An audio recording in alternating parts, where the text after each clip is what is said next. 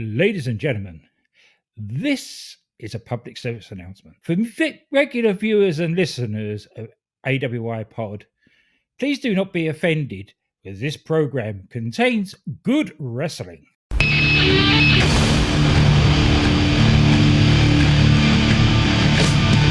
my life in the box in front of me.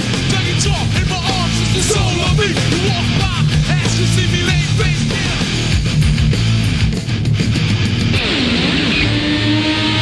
Your head by the thorn in your eye.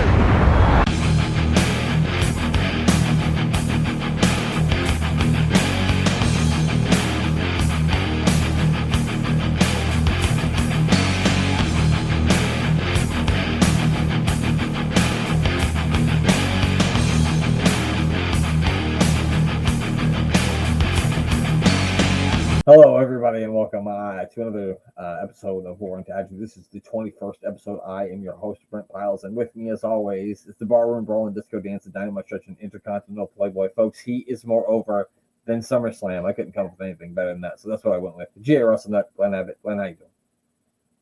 I'm doing well. I'm glad about that, because SummerSlam was a bit of an iffy show.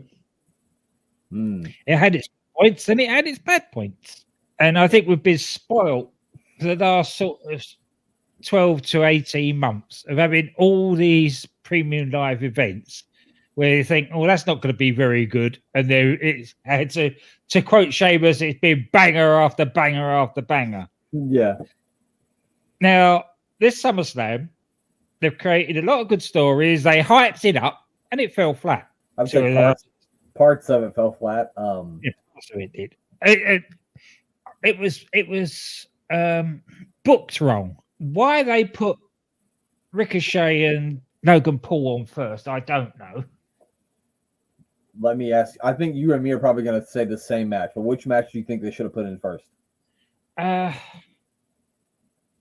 think they should have gone with the Rumble first. There was one of that's a good one. I was thinking they could have went with Drew Gunther first.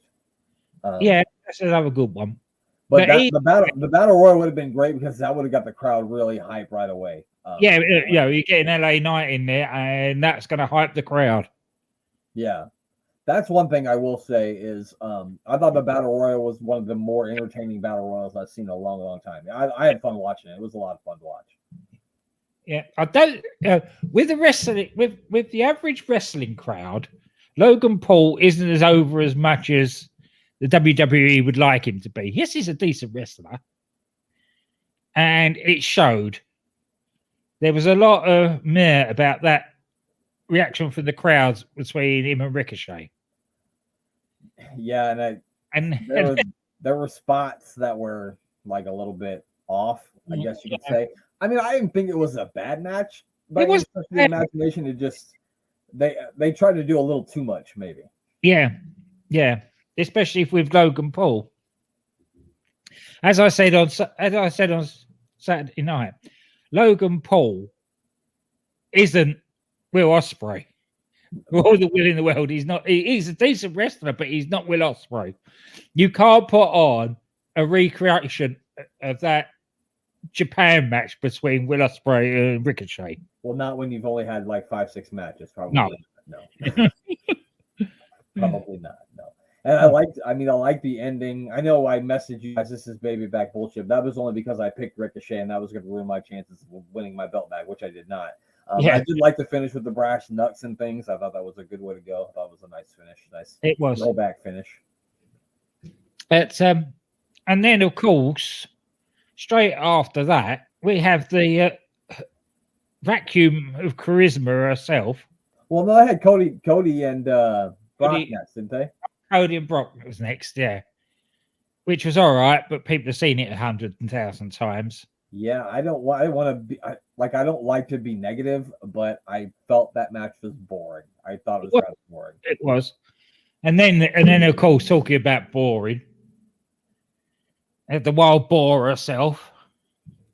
And again, that match on TV looks fine with what they were doing. Mm-hmm.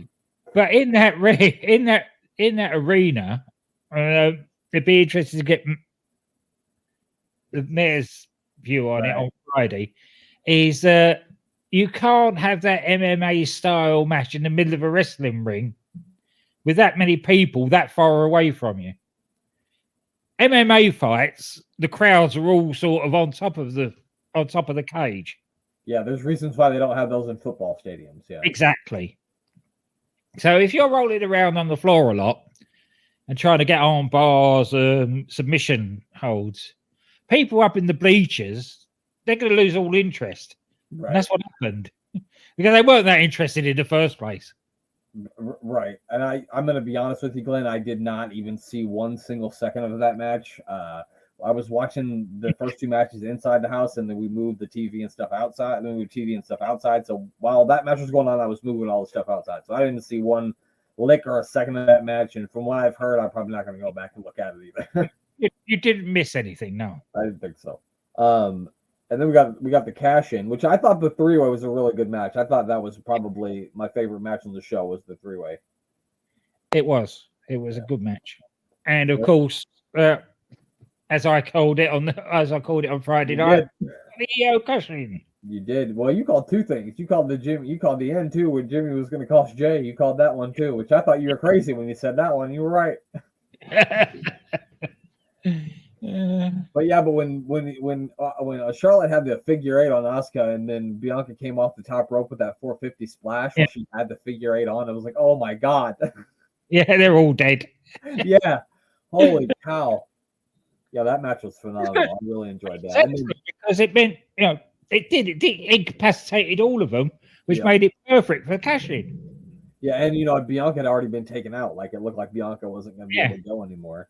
It was funny because, like I said, we were outside and I came inside to get another drink or something. And my TV inside was faster than the TV outside. Yeah. And so as I come inside the kitchen, I hear, and new WWE Women's Champion. I'm like, what the fuck?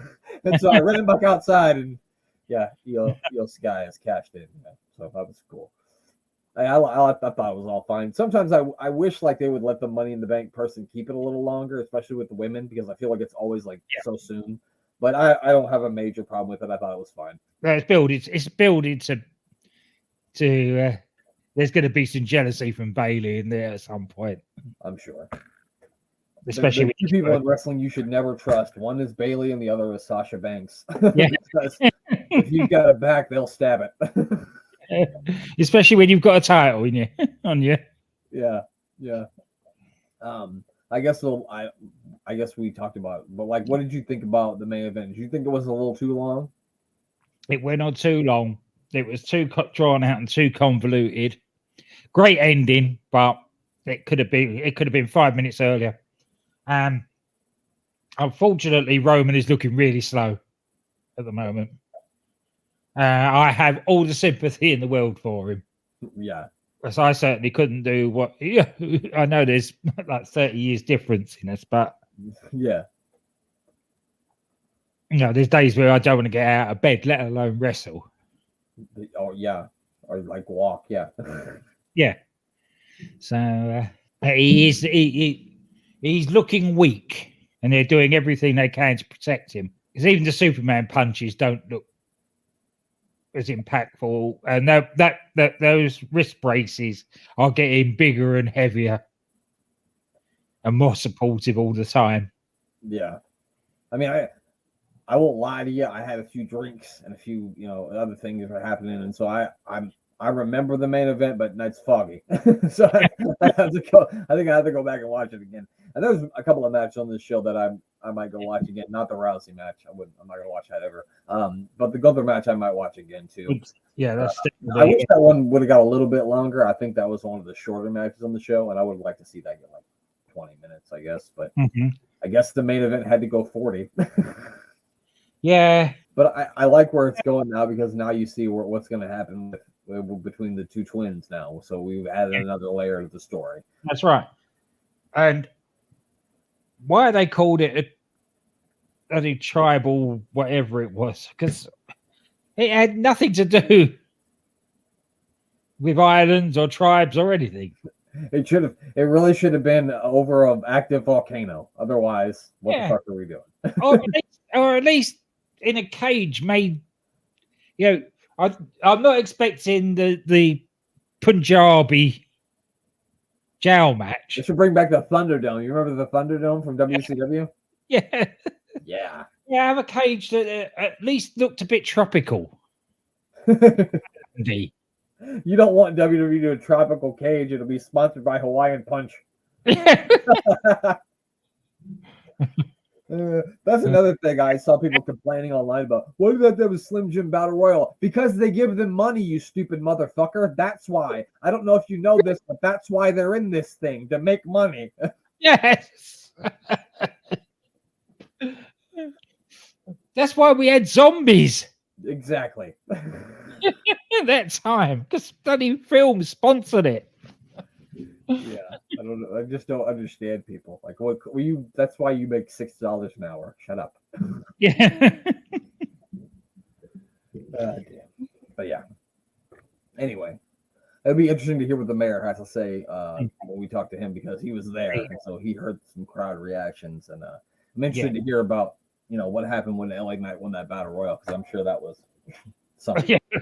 Yeah. You bet he was louder than anybody. Oh, and another match that was really good was the Finn and Rollins match was really good too. Excellent. That was excellent. Yeah. Really good storytelling too to it. Nice finish. Yeah, I really like that match too. All right, Glenn, let's do it. You ready to talk about some 1997 wrestling? Yes, why not? Let's get back in the time machine. Let's do it. Let's fire it up. Let's head back to April 1st, 1997. We are at the Broome County Arena in Binghamton, New York. It's now known as the Floyd L. Marins Veterans Memorial Arena, because that's a much better name than the Broome County Arena. Broome County sounds like that would be the place you get arrested at. I thought we were going to say the Broome County, detention center, but no, it's the arena anyway. So they held many wrestling events here, like in WWF, WCW, and even like an ECW on TNT taping in November of 2000, when ECW was shortly on the TNT network in the year 2000. You remember that, Glenn? No. Do you know what I'm sorry, it wasn't TNT, it was TNN. It was called the Nashville Network at first, and then I think it became the National Network. Then it became Spike TV, which I think Raw was on TNN for a little while. Yes, it was. Yep. Yeah, because we used to get replays of it on Spike. Yeah, that's what. And then it turned into Spike, and I think then and then TNA ended up being on that channel too, didn't it? It did, yeah. Yeah, that's right. Anyway, but it hasn't had a major wrestling show at this arena since February of 2000, and that was an episode of WCW Thunder, Glenn. And I hope to one day cover that show with you, because the main event of that show was our old pal Sid, and he defeated the Harris brothers in a 2-on-1 caged heat match. I don't know what that is. I don't know what a caged heat match is, but I look forward to talking about it. Oh, yeah, we'll definitely be talking about that at some point then. Yeah, that's going to be a lot of fun. I don't know what caged heat is, but I can't wait to find out. All right, so we get into this. It's no wonder why WCW at this time were giving away tickets to try and fill, and WWF was selling out, because it looked small and it took 3,800 people. So it's not quite a bijou little arena there, packed to the rafters. Yeah, that's like the sort of arena we would have had in Lincoln, Nebraska when I was a child, and there's like double or triple the amount of people who lived here now than used to when I was a kid. And I think the arena that we had here probably held like 4,000 people, maybe. Yeah. Yeah. So it also adds to the ambience of the whole thing when it's packed out like that. Especially when everybody's got a sign. It reminds you of when I was a kid anyway, watching wrestling, when I see all those signs in the crowd like that. Yeah, I remember people going, we'll go to the wrestling. I made a nice sign. Yeah, I mean, I went to wrestling one time with the I'm a Sasha Banks guy sign. That was all right, 2015 or something like that, I think. But yeah. So they opened the show with showing us some footage of The Undertaker setting Paul Bearer's face on fire at the pay-per-view the night before. It didn't look any better this time around. First, get a up of it as well. Yeah, I think he legit did burn that motherfucker good. Yeah. Stone Cold Steve Austin makes his way out to the ring to start the show. Is this the first time we saw him with the Austin 316 with the skull on the back of it, like the iconic Stone Cold Steve Austin shirt? Because I don't think we've seen him with it on yet. Yeah, this is the first of several iconic moments from this show. I think we can safely say that this is the show that kicks off the Attitude Era. I mean, there was a lot of really good stuff here. There was a good story told throughout the entire episode around one main angle, which is really, really good.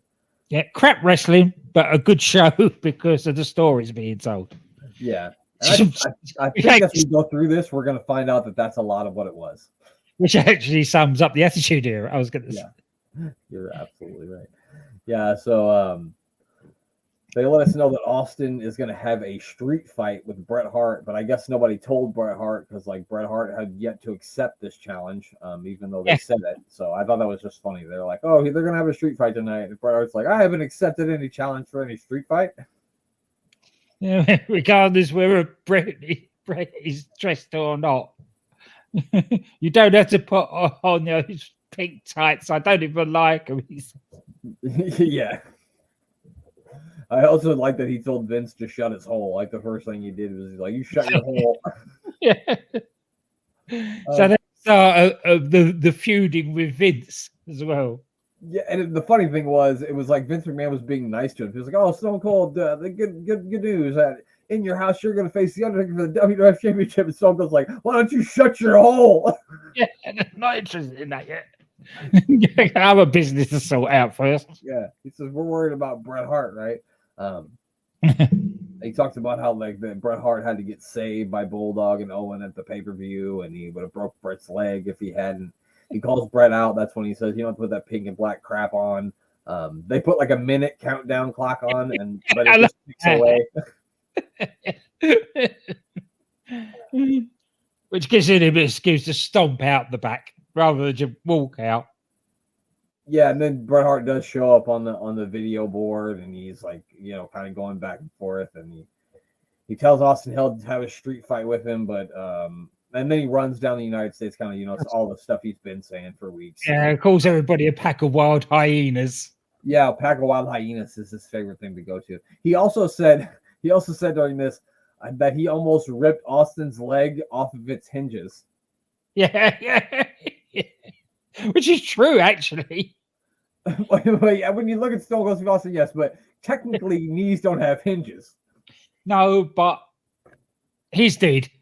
In that match, he's definitely had, and for the rest of his career, had hinges.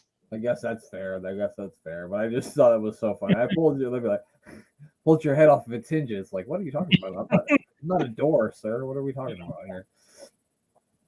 Bret said he's going to send Austin straight to hell, and then Austin says, "Well, if I'm going to hell, you're coming with me." And I thought it was this is the first instance of them opening with the promo segment, and I thought it was really cool. It was awesome. Mm-hmm. Yeah, America's going down the toilet because of people like Austin and Michaels, which is a foreshadowing of what's to come later. And then it says, "I'll accept your challenge." And Austin then decides he's going to go out and try and find Bret. You think the first place you would have thought after what happened last week, the first place he would have looked is the bathroom. Fuck yeah, he would have, because they're clearly just hanging out in there. The bathroom with the referees. If that had been Davey in there with anybody else but Owen, I would have thought something nefarious was going on in there. But since Owen will work, then probably not. They tell us that Ken Shamrock is here and he's going to challenge Mike Tyson. Yeah, I don't know. It's obviously something that was going on in the press. Yeah, I just thought that was really weird. I was like, is that really going to happen? Never came to anything. Yeah, and then we're going to hear about how Vader has been held hostage. Glenn, do you remember this about Vader? Yes, I know. It's Saudi Arabia. It was in Kuwait, I think. Kuwait, yeah. Oh, dear. Yeah, some poor interviewee over there asked the question. He's not being held hostage. He's been arrested. Yeah. Yeah, he's been charged with assault. That's what happened. Yeah. Yeah, poor journalist over there asked him and the Undertaker during the interview a question, and I've heard a story that Bruce Pritchard told that the Undertaker told Vader, look, he's like, look, they're gonna ask us the question, don't say anything, I'll take care of it. I don't do anything, okay, Leon, I'll take care of it. But and the Undertaker gave like a diplomatic answer, like it's not fake. People say it's fake, but it's not fake. It's whatever. But Vader grabs this guy by his jacket. Is that fake? Does this feel fake? He's going by the side, hanging him up, saying this is fake. He then tells him, if you want to come down to the wrestling ring, I'll whip his ass, and then I'll whip your ass. And then he got arrested. Yeah. Because you don't fuck around in foreign countries. I mean, come on, man. Those Arabs at that time were very touchy. Yeah, they're very touchy about being touched, I guess. Goddamn. Talking about touchy Arabs, neatly into this match. That's a hell of a segue, Glenn. I didn't see that coming, but it happened. Ahmed Johnson against the Sultan. Yeah. Second, I've got the notes here somewhere. No, don't put that one. Oh dear. Right. Sorry for laughing so much. It's fine. It's right. He was born in San Francisco, California, of Samoan heritage. Mm-hmm. And they decide that he's from the Middle East. Not even a country, just the Middle East. All of them. Is this the Middle East of San Francisco or the Middle East of Samoa? Glenn, I didn't say, so we just assumed he was Arab. That's our bad. We fucked up on that one, I think. I suppose so. It's like Yokozuna being Japanese, I suppose. Yeah, see, they told us straight out he was from Japan, so we had to believe that shit. Yeah. Yeah. I mean, Ahmed Johnson gets really good pops from the crowd when he comes out. Yeah. And this match wasn't bad. It was probably one of the better Ahmed Johnson matches we've seen because let's take the mask off. The Sultan's fucking Rikishi. Rikishi can go. I mean, so I didn't think it was all that bad, but I didn't think it was all that good either. You know what I mean? No, that's it. It's as you say, it's one of Ahmed Johnson's better matches, but not Rikishi's. Yeah, exactly. And of course, Ahmed wins. Or he doesn't even get the win. He hits a spine buster. He looks like he's going to hit his Pearl River plunge, but the Nation of Domination hits the ring.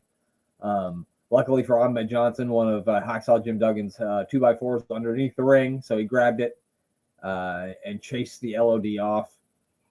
I don't know why he keeps throwing it away, though. Every time he picked it up, they backed off a bit, and then he'd throw it down. Just stand there looking at them. Don't know why they didn't rush him then. And he started beating the Sultan with it. Weak. Yeah, that's true. He does hit him. Maybe he just really wanted to beat the Sultan. He's like, I hate this guy's mask. This guy's mask is stupid. And he wanted to beat him.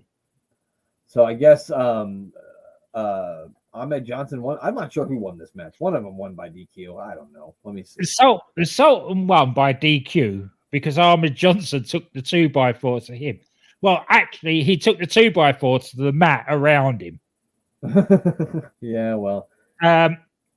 But apparently the idea of this was to get the Sultan off of TV.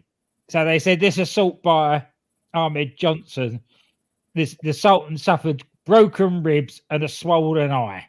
Oh, does that mean he's never coming back? I don't know whether he's never coming back, but that definitely gets him off of TV for a while. I think he might not be coming back as the Sultan. But I don't like, when does Rikishi come around though? I feel like Rikishi doesn't come around until like 2000. Let me have a look. I've got Rikishi here somewhere. Well, let's see. I have it open too. We're both scrolling. Rikishi, so 1999 it says. Oh, right. Rikishi left the spotlight when the Sultan gimmick was canned and worked on the independent scene, and then he returned in November of 1999 as Rikishi Fought 2. So, yeah, this is This is his last in January '98. So he comes back for a little while, but the gimmick is dropped in January of '98. So he's almost to the end of his run here. Yeah. Thank God. And nothing against him. It's just a stupid fucking gimmick. The gimmick's just. Yeah. Oh yeah, you can't do anything against Rikishi. He's one of those guys that been given some really dodgy gimmicks and ran with every one. Yeah, absolutely. And he was one of those you could plug that guy into anything and he would be fun. So yeah, nothing against him at all. Just a shit gimmick. And then they show us Austin has found Bret Hart's dressing room in the back. He's trying to kick the door in, and for some, they've also got a camera in there with a bunch of WWF officials. Apparently, Bret Hart's planning something. I don't know what, because he's got all these WWF officials in his dressing room. They were there to protect him, I think. That's how I read it. Anyway. And why is Steve Austin trying to open that door with a chair? Wait a minute, Glenn.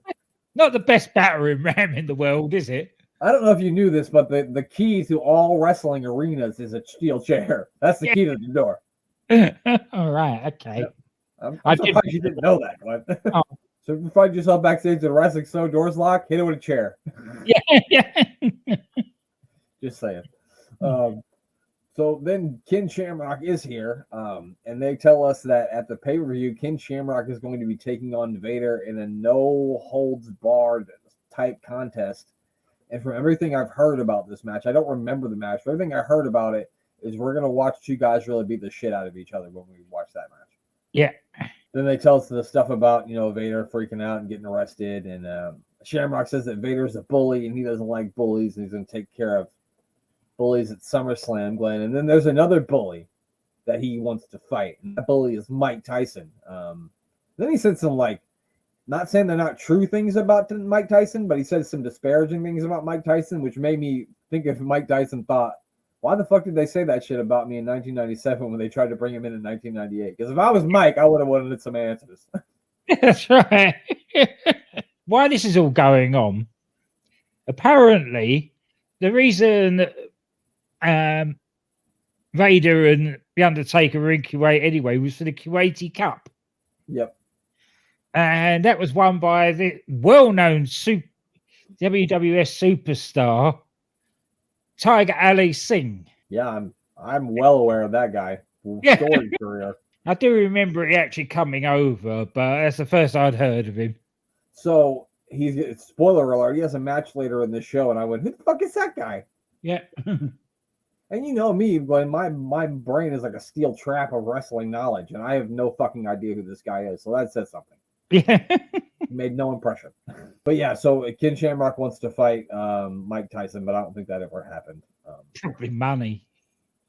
It would have been a lot of money. You're not lying. That would if Vince could have got that on pay-per-view in '97, yeah, it would have been millions. He would never have been able to pay Tyson enough. And also, I know Ken Shamrock, whatever, but if you get close enough for Mike Tyson to punch you in the face, yeah, that's like a different level of punch. You know what I'm saying? Especially in that, '97. Yeah, that is right. Yeah. Explode your fucking head. Anyway, so the next part of the show is the best part of the show. It's the street fight between Bret Hart and Stone Cold Steve Austin. They're both dressed for a fight here. Well, Stone Cold is dressed for a fight. And I like that they went to a commercial break and they come back and Stone Cold Steve Austin is screaming at Vince McMahon. Yeah. Just screaming at him. I don't know. He's standing on. I don't know if he was standing on it or leaning on it. But he's standing on the table. I think screaming at Vince McMahon. Because I don't think he thought that Bret Hart was actually going to come out. Well, I feel like they've been doing this thing lately where it takes Bret Hart forever to come out once his music hits. His music hits and then it takes a minute for him to come out. Yeah, and of course before he does, Davey and hit an attack Austin from behind. Yeah, Bret gets in there, joins in on beating Austin, and then from out of nowhere, Shawn Michaels comes out of the crowd with a steel chair. I think he stole a chair from a fan. Maybe he was sitting in the crowd with some other wrestlers that we're going to see later. And he takes Bulldog and Davey out. Those are some stiff chair shots, too.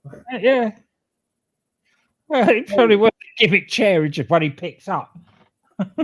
Because why wouldn't he just be sitting in the crowd? Yeah, I mean, usually Shawn Michaels goes to every show and sits in the third row. I don't know if you knew that, but he does.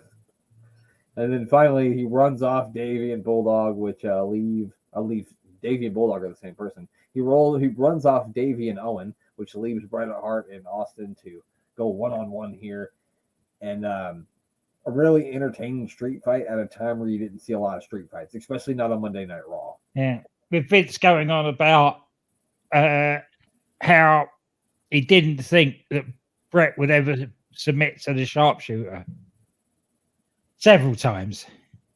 Yeah, he kind of gets on like a thing and he kind of harps on it the whole match. I think that's all it's got.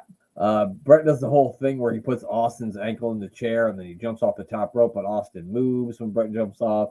Austin then like whacks him right in the knee with the chair. He then starts just beating the shit out of Bret's leg with the chair, hitting him in the knee with the chair, like hitting the top of the chair into his knee, slamming the chair into his knee, just tearing Bret's knee apart here. Yeah, this baffled me this bit because Austin has got Bret in the sharpshooter, all legitimate. Although in a street fight, I've never found it to recommend anybody to actually be on the floor. Probably not. It's not a good place to be in a street fight. Yeah, you shouldn't try to do like a figure four or a sharpshooter in a street fight. I wouldn't think so. Somebody's going to come along and kick you in the head. Yeah. But that aside, then all of a sudden, there's all these referees come out of nowhere and try and break it up. Now this is a no DQ street fight. What are they doing? That was my only gripe too, Glenn. I literally have it right here. Why did the ref come out and stop him? I thought this was a fucking street fight. Yeah, I said the exact same thing. I said, hold on now. This motherfucker's got to quit or tap or something. This ain't right. You can't just stop him. No, because the referees don't work. So then they go to the other thing that always works when there's a fight or something going on. The timekeeper starts hitting the life out of the bell. They don't do that anymore, but yeah, I remember. Like it's just that matters. Not once in my memory as a brawl suddenly stopped. They've rung the bell. We better stop now. Yeah. You only ever see like a brawl stop in a movie where like a pretty girl starts singing a song or something and then everybody stops. Yeah, but yeah. As soon as somebody rings a bell. That's more Mel Brooks than. Somebody should have warned all the barkeeps in town when wrestlers were in town that all you have to do is ring a bell and they'll stop, but nobody told them. Where you go in a bar, you're more likely to have a fight because it means that everybody's being thrown out. That's a good point. Yeah, so Austin does have Bret in the sharpshooter for like ever here, and then finally like Davey and Owen come out and they're like very upset, and like some of the stuff that Davey and Owen are like they're yelling is pretty laughable. It's cracking me up. They're like screaming just really funny shit. Watch the cords, watch his knee, you idiot! And they're just saying whatever. This is a little note I made. I thought it was quite funny. It was a combination of multiple referees, 2 Hebners, and a Pat Patterson were just about enough to pull Austin off of Bret Hart. That's all it takes. Yeah. They finally get the EMTs. I heard look at Bret Hart, he's very hurt, and then they show Gorilla Monsoon's in the back arguing with Stone Cold Steve Austin. You broke all these rules and regulations, and Stone Cold Steve Austin says, good, because I don't care about them. And then Gorilla Monsoon kicks him out of the building. So we'll never see Steve Austin again tonight, will we, Glenn? Of course not.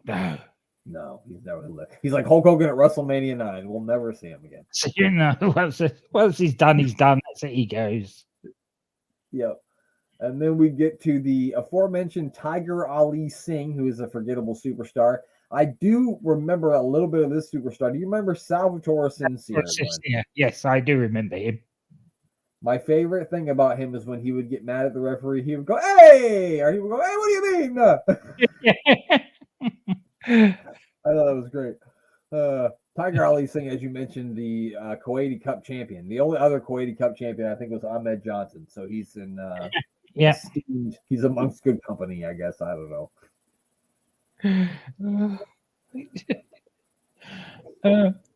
The thing is what is this fixation with bringing in Indian guys that nobody knows and making them champions?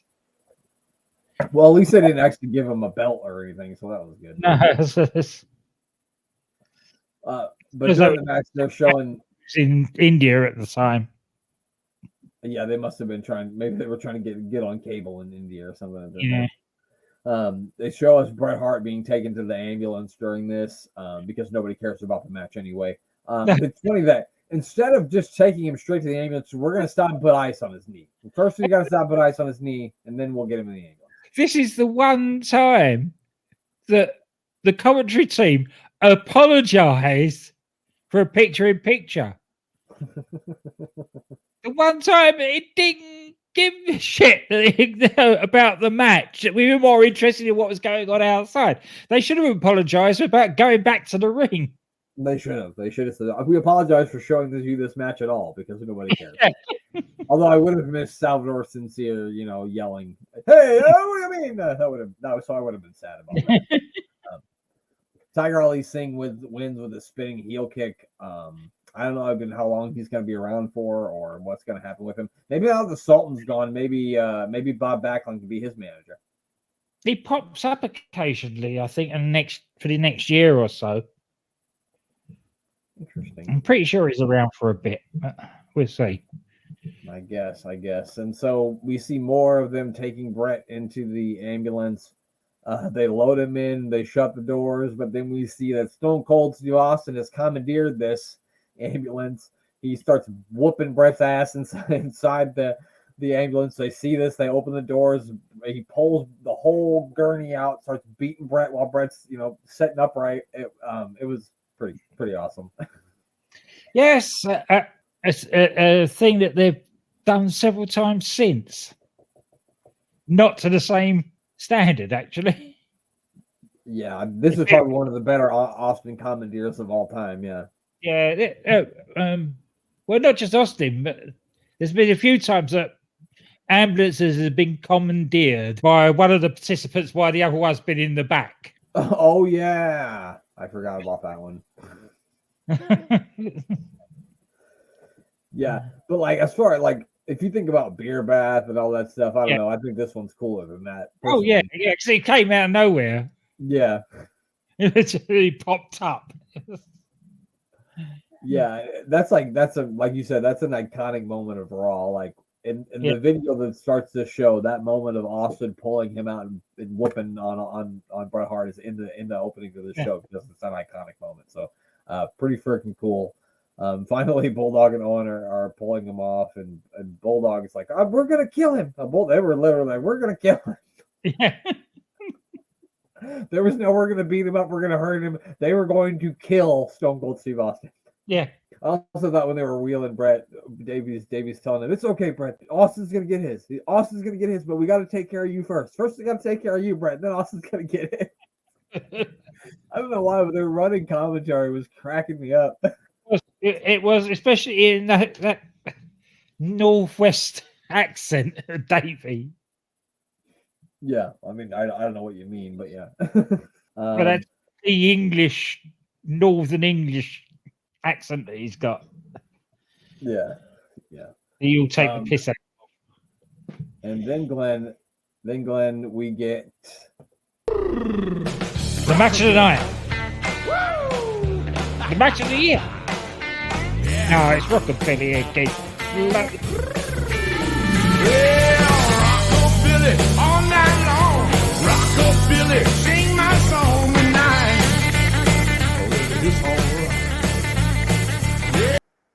But if you don't think you're going to hear that song every time you see Rockabilly, you got to not think of it. Because I'm playing it every time.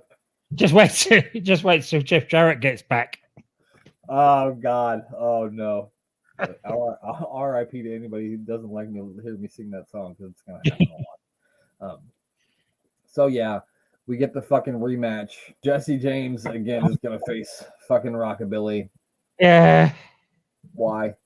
Of course, Double J, Jesse James, shows his wrestling prowess by arm dragging Billy Gunn all over the place. That's how you do it, Glenn. Yeah. Yeah, I mean, nobody cared about this match. I didn't care. Glenn didn't care. The fans didn't care. JR didn't care. Vince didn't care. The King didn't care. Nobody cared. Not a soul. This felt like an Iron Man match because it was so fucking boring. I don't know. No, this is how interested in the match I was. I was paying more attention to JR plug in the WWF hotline. Yeah, I must have fell asleep during that. I'm not sure. I must have missed it. Yeah. Of course, they blur out the numbers. He tells you what the numbers are. Well, if you're stupid, 800, whatever it is, yeah, it's.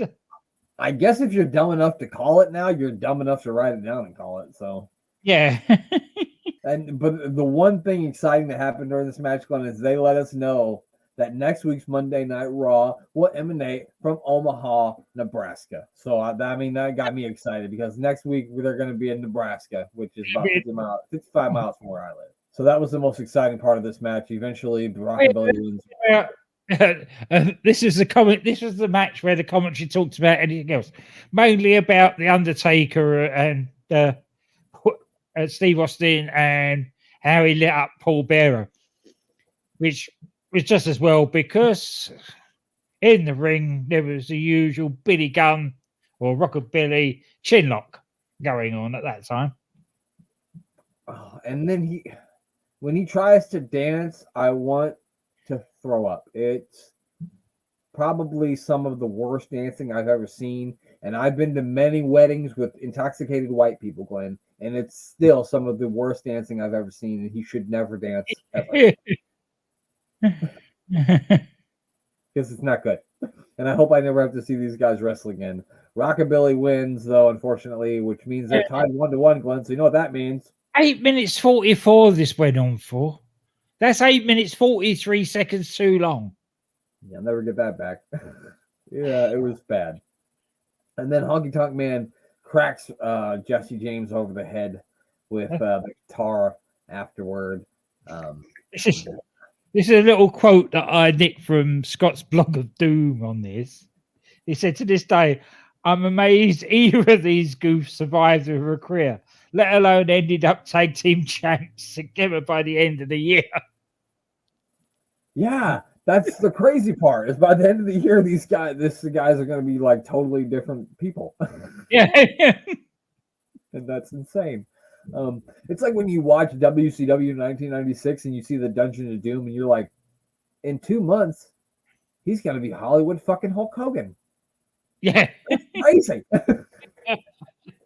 That's crazy that we went from this silly shit to that. That's crazy. They show Steve Austin and Shawn Michaels like arguing backstage. I feel bad for poor Gorilla Monsoon. He's like Jerry Springer now. All of a sudden, he's like the host of the Jerry Springer show. He might as well have a show, the Gorilla Monsoon show. That'd be great. Yeah, it would have been. It really would have.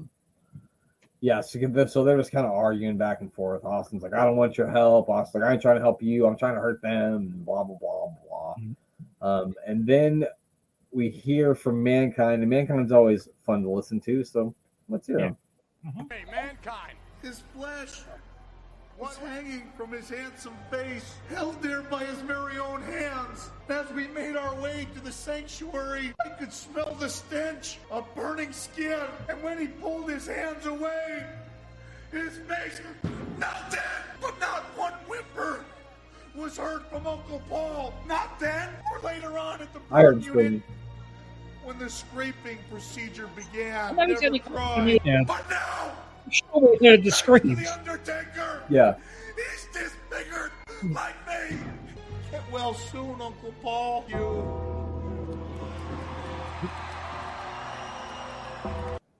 Yeah. So, first things first. The funny thing about that is he first said that Paul Bearer had a handsome face, and come on, no disrespect, but no, he didn't.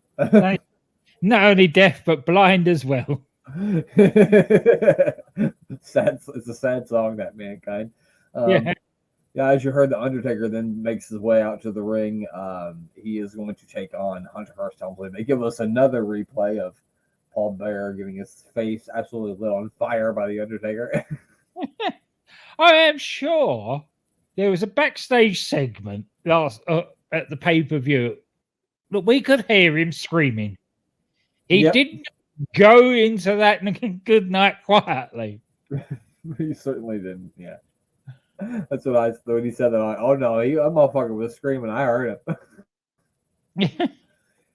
He was bellowing screams. Like, he screams when he's not hurt. Oh, what are you talking about? What are you talking about? Screams every time he talks. So yeah, Triple H versus Hunter Hearst Helmsley versus the Undertaker.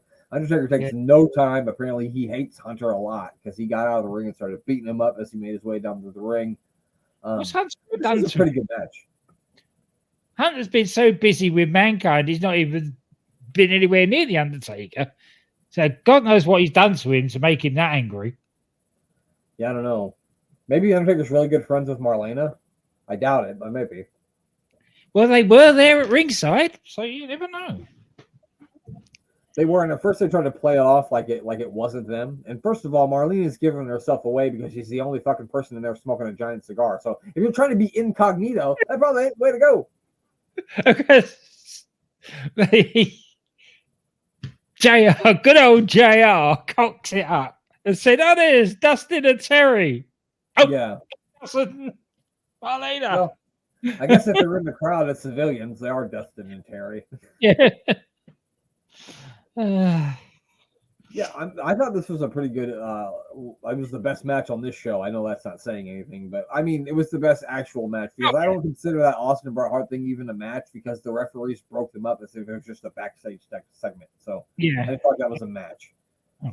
I actually like the work the Undertaker's doing at this time, and it's probably me looking back with it on rose-colored glasses as well. But because I see some of the dodgier stuff he's done. Yeah, definitely. Well, at this time, he had gotten away from the slow and prodding shit, and now he's faster pace and doing the striking. So it's like a different style of Undertaker than we've been watching against Giant Gonzalez in 1993. That's right. And then eventually, Mankind shows up with a fucking a flamethrower or something. Yeah, a little blowtorch. Yeah. And I'm not making this up. He literally had a fucking blowtorch. He was carrying it to the ring. I was like, is that a fucking blowtorch? Obviously, Mick Foley doesn't smoke. And probably never has. Because the trouble he has with lighters. Oh, yeah. Who was Mick Foley's biggest rival? Lighters. Every time they got it. It's lucky that they didn't try to do that. It was Mankind that was Taker's brother, and it was all done with fire, because it would have been obvious it wasn't him because he could never light anything. Right? He didn't do it. They couldn't have been. That wouldn't have worked. Yeah. So Undertaker hits a choke slam on Triple H. Mankind starts coming. He's advancing toward the ring with this fucking flamethrower. But don't worry, he can't light it anyway. He gets in the ring. He starts beating the Undertaker, not with the flamethrower, but the thing that shoots the flame out. What you really want to do is try to rupture that. That's what you want to do. That's what I thought when he was swinging that thing. I was like, I don't know if you want to be swinging that like that. I wouldn't. No, it'll blow up. Exactly. You think having a Paul Bearer's face was something? Finally, a DQ called. Yep. And then they start like brawling through the crowd, and then as they start fighting through the crowd, Marlena like throws her purse strap around Chyna's neck and starts like choking her with it. Triple H, Goldust jumps the barricade. He starts beating up Triple H. They kind of get into a brawl here. And I thought it was so funny that Chyna's wrestling with the purse with Marlena instead of just picking her up and chucking her into the like she could have. I would have just thrown her if I was Chyna at that point. Wouldn't have bothered with the purse. Yeah, and then they go to a commercial as that chaos is ensuing. So apparently the Triple H and Goldust thing isn't done, and I hoped it was. Definitely not. And then we're gonna get a promo segment to end the show, which I think this is one of the first times. Well, I guess Bret Hart kind of cussed out Vince McMahon to end the show, didn't he? Yeah. Yeah. So yeah, Austin comes out of the ring. He's going to talk to Vince again about what he did to Bret and getting the title shot. He asked Austin if he's proud of himself, and let's hear how proud of himself he was. World that I would send Bret Hart straight back to Canada, and that's exactly what I did. The thing that gets me is I don't see why everybody's so happy, because none of you helped me do a damn thing. I did it by myself. You wave all your little signs. Austin 316, Stone Cold said so, whatever. And you with your little dimple chin gets on national television and starts running compliments up the yin-yang because all of a sudden you want to jump on the Stone Cold bandwagon more than anybody in the world. Tell me I'm wrong. Bulldog and Owen Hart have hell to pay. It just seems to me that you're going to have hell to pay when you face The Undertaker. The Undertaker's going to have the coldest day in hell he could ever imagine in Virginia or wherever the hell it is. I don't even care where it is. Yeah, and my favorite part about that is I didn't get it in there, but JR quickly plugged it. It's in Richmond, Virginia, April the 11th.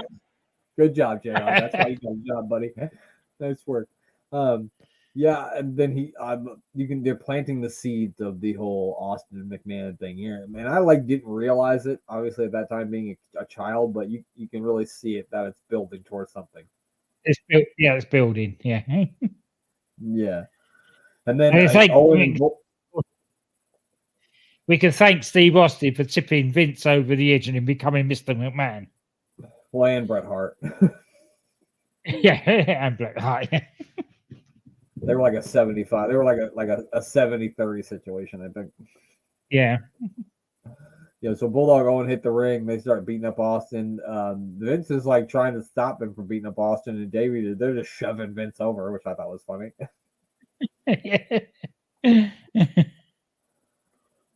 Then Shawn Michaels hits the ring again with the chair. He chases them off, and Austin looks like he's going to be okay. But then a guy in some fucking tie-dye pants hits the ring, and it's Brian Pillman, and he starts beating the shit out of Austin, too. Pillman, as he would. He's always been handy with a chair, as Brian, since he stopped flying. Charin, Brian. Yeah, Charin, Brian. But yeah, I think last time we saw him, didn't Stone Cold Steve Austin break his ankle, I think. So yeah, and then Shawn Michaels saves the day again as he chases off Brian Pillman with the chair. So I think Stone Cold Steve Austin owes Shawn Michaels something. Austin is determined that it's all done by him. No help from anybody. Yeah. Well, but as Stone Cold Steve Austin does, Glenn. And then that's kind of where the show goes off the air. But yeah, a pretty iconic Monday Night Raw, I would say. Well, as I said, but as I was watching it, I could remember it clearly from watching it the first time. So yes, a very iconic Raw. Yeah, I definitely remember I remember the next Monday Night Raw a lot. I didn't go to it or anything, but it was in Omaha, and so I remember watching it. And I remember, yeah, I remember vividly a lot of the stuff that happened, so it's going to be fun to review that one next week. Glenn, who do we need to plug before we get out of here? Oh, I'm never prepared for this stuff. Thumbs up or thumbs down? We going 2 thumbs up on this one? Yeah, just 2 thumbs up. We're actually launched the Attitude Era tonight. Yeah, except for a couple of shit matches, it was pretty good. Yeah, but this is what we said. The Attitude Era was never about the matches, apart from on pay-per-views. Yeah. Regular Raw matches were never that great. And I'm sure I'll be bored out with that as we go through. Everybody was more interested in what was going on with the stories and the vignettes. When Stone Cold attacks Vince with the bedpan, could you mention one other match that happened that night? No. Exactly. But everybody remembers that. Absolutely not. I remember Mankind with the clown, right? They make him leave, and then yeah, I remember that. But I don't remember anything else that happened. I know. No. Anyway, yeah. I'm booking the territory. Rob and Danny, they've now completed the gate of golf, and they're coming to the end of unbooking the Tankatory. But you can still get your tank facts on Twitter and on every available podcast supplier. Bang Bang with Andy, DDT with DC and Doc, and the Doctor Who podcast with Danny and Sai. That's right. Make sure you check out all those people, and make sure you check out Sports Wire Radio. Give our buddy Thomas Price a follow on Instagram, Twitter, the threads. Thomas Price 2020, Thomas Price 2017. I say it every week. You know what to do. If you haven't done it already, I know what you're doing with your life. You should. And of course, if you follow me and you follow Glenn, you should be following our third member of our podcast team, the Mayor of Canton. Give him a follow. He is at Mayor of Canton. I don't know if he's going to do a meal with the mayor anymore, or not. Maybe. Check out last week's Swear with the Mayor. I don't think you can check it out anymore because I don't know what do you, if he's the mayor, what would his wife be? The mayor's wife? The mayor's wife said he had to take that video down. Mayoress. The mayoress told him he had to take that video down. So all right. That anymore. He must have under orders. Yes, under orders. Yes, he was told. You know what? We all have a boss. I have a boss, and he's got one too. So I get it, man. But yeah, I mean, I think that's it from us. I will check out a couple UK Heritage. This is we do it one more show. We only got one more left. So we have, sadly. But then again, happily, we then get a couple of weeks off, and then we'll be talking about Sid. That's right. I've looked up lots of fun stuff, so I'm pretty excited about that. we're gonna get away from this serious stuff we've been talking about and get back to some more comedy, and that's what I'm looking for, pal. It's gonna be great. Yep. But that's it. That's all. The only thing left to do is for Glenn to say goodbye. Goodbye.